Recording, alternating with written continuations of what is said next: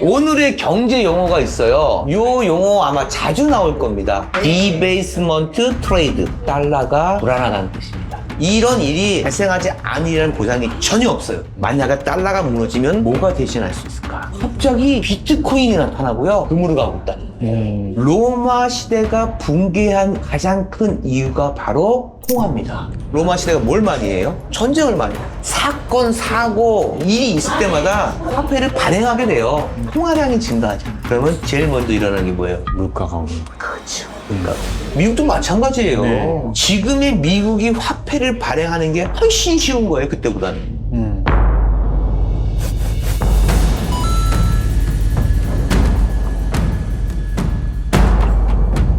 시민들이 먹고 살기 힘들고 시민한테 사기치면요. 네. 일어나는 거예요. 그럼 어떻게 돼요? 그 나라는 게임 끝.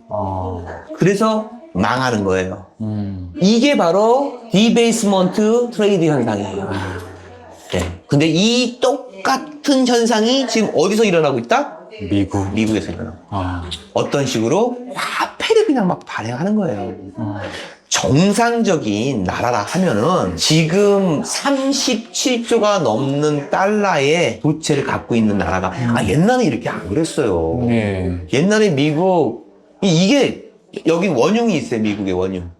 그 대통령 때문에 그때부터 이제 갑자기 이제 미국이 부채가 많은 나라로 바뀌어버린 거죠. 그게 닉슨이에요. 닉슨의 두 가지 잘못된 거. 닉슨 쇼크라는 게 있죠. 그게 지금 경제학상으로는 굉장히 유명한 쇼크예요. 바로 근본이 이제 폐지한 거죠. 네. 그러니까 빚이 많이 일어난 거죠. 무한대로 화폐를 발행할 수 있으니까. 또 하나가 뭐냐면 이제 워터게이트 사건. 네. 이제 그렇게 기억을 하시면 되고. 그러니까 제가 혹시 이게 옆으로 빠져나가면은 우리 우성 씨가 좀 약간 이렇게 네, 제스처를 알겠습니다. 취해주면 내가 안 알겠습니다. 나갈게요. 이제. 알겠습니다. 네. 알겠습니다. 그때 당시만 해도 그렇게 심각하지가 않았거든요. 그런데 갑자기 부채가 계속 증가하고 제일 많은 부채를 증가시켰던 주범지가 하나가 바로 트럼프예요. 트럼프 1기 때 네. 아마 그때 코로나 있었을 거예요. 그리고 지금 2기 때 그 맛을 알잖아요. 네. 그게 무슨 맛이에요? 돈 찍어내는 맛. 돈 맛. 그렇지, 돈 찍어내는 맛. 예. 근데 이 트럼프는 미국 의회에 돈을 더 많이 찍을 수 있는 권한을 얻어냈어요. 그러니까 금리 인하하는 거예요. 이건 정상적이지가 않습니다. 왜? 돈을 많이 풀었으면요. 다시 걷어들여야 돼요. 네. 우리나라 그런 거 있죠. 미국도 그러잖아요. 코로나에서 막 얼마씩 주잖아요. 네. 그 우리나라 사람들은 고마워요. 땡큐. 서민이 살 수 있게끔. 웬걸요? 그거 전부 다 나라가 가져갑니다. 어떤 방법으로? 세금으로.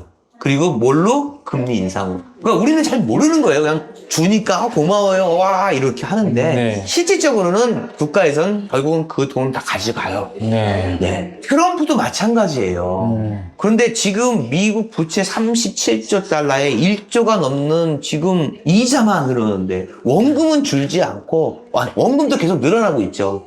이 와중에 이자만 갚아도 허덕이는 거예요. 네. 무서운 건 뭐냐면은 역사상으로 미국 전 세계에서 가장 강한 나라 미국 아니, 그쵸. 국방비를 제일 많이 쓰는 나라 미국. 미국. 네. 왜? 경찰 국가니까. 네. 이 부채의 이자가 네. 국방비를 넘어섰어요. 아유. 이건 역대 이런 일이 없었단 말이에요. 그런데도 정신 못 차리고 지금은 금리 인상을 해야 되고 긴축 재정을 해야 되고요. 세금 많이 걷어야 돼요. 그래야지 살까 말까 한단 말이에요. 미국이. 네. 근데 지금 역으로 가고 있단 말이에요. 금리 인하 이번에 10월 29일 날 한 번 더 하면은 돈 더 풀겠다는 거예요. 더 풀면 물가가 무지무지 상승하고요. 무지무지 상승하면요. 서민들 죽어요. 진짜 죽습니다. 근데도 하잖아요. 진짜 해요. 왜? 돈의 맛을 아니까. 그러면 세금이라도 많이 걷어야 될 거 아니에요. 세금. 그런데 정치가가 가장 못하는 게 뭔지 알아요? 세금을 함부로 올릴 수가 없어요. 우리나라도 마찬가지일 거예요. 네. 마찬가지일 거예요. 뭐 누진세로 해서 뭐 돈 많이 버는 사람은 더 많이 걷고 적게 버는 사람은 또 하고 그리고 공통적으로 낼 수 있는 똑같은 걸 갖다가 새로 신설하면 돼요. 뭐 예를 들어서 뭐 담배가 새로 나왔다 그러면 거기다 또 세금 내서 세금이죠 세금. 네. 세금. 뭐 새로운 신상품 나오면 또 세금. 그 세금을 해서 나라가 돈을 떠도는 흔한 돈들을 수거해 가야 된다. 근데 안 하잖아요. 네. 그러면 아까 제가 얘기한 경제 용어인 디베이스먼트 트레이드가 시작되는 겁니다. 아, 대체할 수 있는 걸 찾는 거예요. 달러가 불안하니까. 봐요. 미국은요, 미국이 책임질 수 있는 중앙은행이 미연방준비위원회예요. 그게 날아가는 겁니까? 아니에요. 사기업이 하는 거예요. 사기업은요, 열심히 일하다가 내가 도저히 능력이 안 돼서 뭐예요? 두 글자로 배째. 배제. 뭐 방법이 없어요. 끝까지 무한 책임을 지지 않는다는 거죠. 네.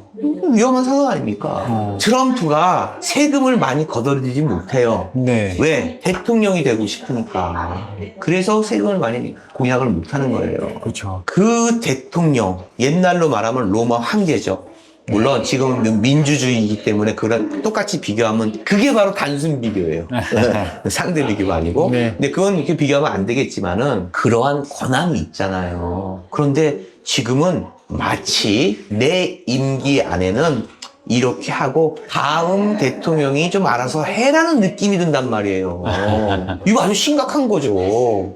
근데 책임 안 지겠다는 거예요. 책임 안 네. 지겠다. 그런데 트럼프 생각으로는 디베이스먼트 트레이드를 내가 하면 어떨까? 뭐 이런 생각이 또 드는 거예요. 그게 뭐예요? 비트코인이에요. 아. 그게 뭐예요? 스테이블 코인이에요. 대체할 수 있는 어떤 매개체를 찾고 있는 거란 말이에요. 제가 또 하나 알려드릴게요. 네. 이거는 사실은 이게 극비는 아니에요. 극비는 아니고 네. 얘기가 나왔던 겁니다. 네. 그래서 제가 이 얘기 나온 걸 듣고 깜짝 놀랐어요. 미국 트럼프는 책사가 있어요. 이 사람이 경제통이란 말이에요. 그래서 한 달에 한 번, 단기에 한 번, 1년에 한 번씩 보고서를 내요. 이 트럼프는 보고서를 굉장히 신뢰해요. 근데 이 보고서에요, 어마어마한 내용이 있다는 거예요. 나 그 얘기 듣고 깜짝 놀랐어요. 어떤 얘기예요? 우리 시청자 여러분께 네. 알려드리겠습니다. 아, 감사합니다. 이 보고서에 어떤 생각까지 갖고 있는지가 뭐냐면은 네. 미국의 37조 달러의 빚이 있잖아요. 네. 이 빚을 한 방에 해결할 수 있는 방법이 있어요. 한 방이요? 네. 그러면 1조 달러가 넘는 이자를 안 내도 되는 거예요. 뭘까요? 거기에 보고서에 그게 나와 있다는 거예요. 네. 여러 가지, 물론 이것만 있는 게 아니죠. 여러 가지 있는 것 중에서 미국 부채를 한 방에 해결할 수 있는 방법이 있습니다. 그게 그 얘기 듣고 참 37조 달러의 화폐를 발행하면 돼요. 그러면 일단 부채를 다 갚는 거예요. 네.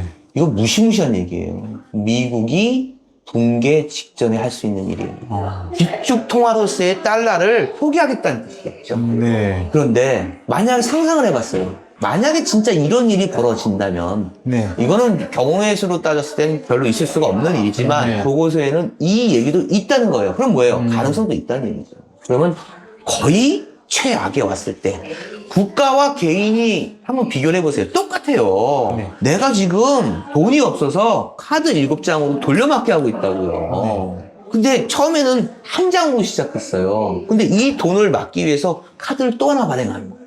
그리고 나서 기간이 돌아오면 얘 걸 쏘갖고 했는데 이제는 돈이 없어요. 또 카드를 발행하는 거예요. 국가도 마찬가지예요. 이 부채를 막기 위해서 또 돈을 찍어서 막는 거란 말이에요. 근데 정신을 못 차리고 있죠. 피가 나고 진짜 땀이 얽혀서 막 찢는 듯한 고통을 지금 해야 되는데 네. 그걸 안 하겠다는 거예요. 어떻게? 돈 더 찍어서. 그러면 어떻게? 제가 얘기했죠. 로마 시대도 마찬가지잖아요. 네. 이렇게 되면 물가가 어마어마하게 오를 거예요. 네. 그러면 휴지 사기고 물 사기도 힘들어요. 누가 죽어요? 시민이 죽어요. 시민이. 서민이 죽는단 말이에요. 그럼 서민이 죽을 것 같아요? 안 죽어요. 그럼 뭐가 일어나요? 혁명이 일어나겠죠. 그럼 어떻게 해요? 스트라이크. 나라가 전복되는 거예요. 이렇게 심각한. 그런데 제가 계산을 한번 해봤어요. 달러가 무너져? 달러가 무너진다는 개념이 뭐지? 이건 보통 일이 아니네. 네. 왜? 각 나라들은 미국만 바라보고 있단 말이에요. 네. 왜 무역, 거래에 모두 달러 쓰죠. 미국 주식이 오르면은 우리도 오르고 떨어지면 떨어지고 금값이 오르고 같이 간단 말이에요. 모든 게. 그 기준이 뭐예요? 이 중심에 있는 게 바로 달러예요. 그런데 달러임을 포기했을 때 그게 아까 얘기한 디베이스먼트 트레이드를 했을 때 어떤 일이 발생해요? 모든 자산은 다 폭락입니다. 지옥이죠, 지옥. 이거를 대체하고 할 수 있는 이게 달러가 우리가 신뢰하는 달러가 아니라는 거예요. 종이 조각이 되어버린다는 네. 거죠. 근데 금값이 어디 있고 부동산 가격이 어디 있고 주식이요? 지금 달러가 있기 때문에 거기에 환율에 맞춰서 우리 자산이 오른 거예요. 네. 그렇잖아요. 네. 그런 거예요, 지금 상황은. 근데 달러가 붕괴돼요. 없어져요. 이게 어떻게 살아요? 얘네들이? 아니에요. 심각하죠. 네. 많이 심각한 거죠. 그래서 사람들이 움직이기 시작하는 거예요. 야, 좀 빨리 서둘러야겠어. 뭘? 야, 달러 안 되겠어. 그럼 어떡하지? 일단 금으로 가자. 중국이 원하는 게 바로 이거예요. 중국이 원하는 게. 인도가 원하는 게 바로 이거예요. 러시아가 원하는 게 바로 이거예요. 부채요. 미국보다 많은 나라 더 많아요. 영국 그렇죠. 지금 프랑스도 장난 아니잖아요. 네, 맞아요. 그죠? 네. 네, 선진국들 장난 아니에요. 지금 호주도 그렇고요. 지금 미국보다 더 심각한 부채를 안고 있는데 굉장히 많아요. 우리나라는 안 그래요? 우리나라가 지금 4,200억 달러. 우리나라 부채가 제가 알기로는 한 7,500억 달러 정도 돼요. 그 빚을 다 갚으면 우리나라 외채 당연히 없죠. 그렇죠. 그거 뭐 네. 따블이 있어야 뭐 되는데. 근데 지탱하는 게 뭐냐면은 장기채라는 게 있어요. 장기채. 단기채가 있고. 단기채는 뭐 6개월, 1년, 3년짜리고요. 장기채는 10년 이런 게 나눠져 있기 때문에 우리가 그 사람들이 야, 니네 한국 못 믿겠어. 야, 우리 돈 줘. 그러면 단기채로 주면 돼요. 그게 어느 정도 된다? 아이러니하게도 3,500억 달러예요.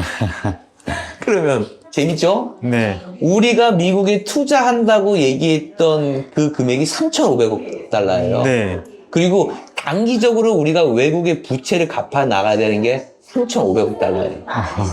그러면 우리 지금 얼마큼 갖고 있어요? 4,200억 달러 갖고 있어요.